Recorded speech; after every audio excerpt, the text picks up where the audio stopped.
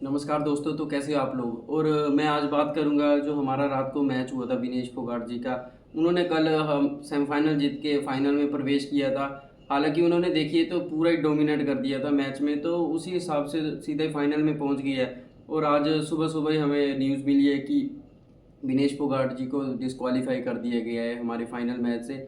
वो क्यों किया गया है अब ये मैं आपको बताता हूँ कि उनका रीज़न ये था कि जो हमारी ओलंपिक कमेटी थी उन्होंने कहा कि विनेश फोगाट का जो एक्चुअल वेट था 50 किलोग्राम जो कैटेगरी थी उसमें से 50 किलो 100 ग्राम ज़्यादा था, तो उसी हिसाब से उनको डिस्क्वालीफाई कर दिया गया। अब वो सीधे जो टीम जो प्लेयर डिस्क्वालीफाई होता है तो वो सीधा ही अब देखिए तो लास्ट पोजीशन पे उसको अब काउंट किया जाएगा, तो जो गोल्ड मेडल होगा जो उनकी नेक्स्ट जो विरोधी थी उनको दे दिया जाएगा। तो इसी हिसाब से देखिए तो मेरे को तो बस ये देखना है कि अगर आप देखिए तो अगर ओवरवेट है तो सबसे पहले तो पता हो जाना चाहिए था कि अगर आपका वेट ओवरवेट है तो बात करते हैं उसी के साथ ही। तो अगर आपको पता था कि ये ओवरवेट है तो उसके हिसाब से तो पहले मैच जो खेले हैं तो उनमें क्यों नहीं पता चला। तो ये शायद मेरे ख्याल से जो फाइनल का मैच होता है हमारा उसके लिए अलग से ये काउंट किया जाता है कि कोई भी हमारा प्लेयर है जो ओवरवेट ना हो जाए। तो इन्होंने देखिए तो काफ़ी अनफॉर्चुनेट रही हैं। अगर बात करते तो 2016 में जो इनको चोट लगी थी, 2020 का टोक्यो ओलंपिक्स था उसमें भी इनको हार का सामना करना पड़ा था क्वार्टर फाइनल्स में। तो जैसे जैसे मतलब कि देखिए कि अब इनके लिए और बुरा क्या हो सकता है। अब एक खिलाड़ी के ऊपर जो भी बीतता है अब वो कौन जान सकता है खिलाड़ी के ऊपर जो भी बीतता है। तो अब इसके बाद अगर बात करते हैं तो हमारे जो रात को मैच हुआ था हॉकी का उसमें भी भारत हार गई है जर्मनी से।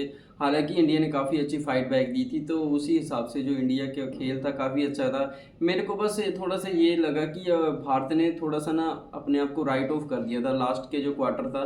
क्योंकि अगर देखिए तो अगर आप ओवर डिफेंसिव जितनी भी आप गेम खेलते हैं तो आपके ऊपर हमेशा से प्रेशर आ जाता है। हालांकि अगर आपको देखिए तो अगर आप 2-2 से बराबर हैं तो आपको हमेशा मैक्सिमम जो है अटैकिंग गेम खेलनी चाहिए, जिसके कारण है कि दूसरी टीम वाले को ज़्यादा मौका न मिले। अगर आप डिफेंसिव होते जाएंगे, माना कि चलिए ठीक है डिफेंसिव होना अच्छी बात है, पर एक मतलब कि समय होता है कि 15 मिनट में कहीं ना कहीं तो आप गलती करोगे ही कि दूसरी टीम आके मौका भुना पाए।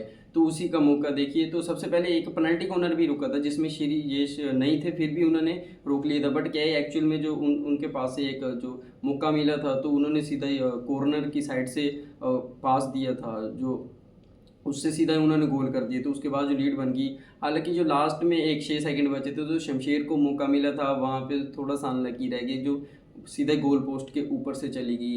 हालांकि अब देखते हैं कि आगे क्या होता है। अब इनको होप नहीं छोड़नी चाहिए, अभी ब्रॉन्ज मेडल मैच के लिए है, क्योंकि देखिए हॉकी में मेडल जीतना बहुत बड़ी बात है। इंडिया तो पहले ही एक तो टोक्यो ओलंपिक्स में 40 साल बाद जीती थी ब्रॉन्ज, तो 4 साल बाद अगर फिर भी मेडल आए तो वो भी कोई बुरी बात नहीं है। तो इनको थोड़ा सा भरोसा रखना चाहिए।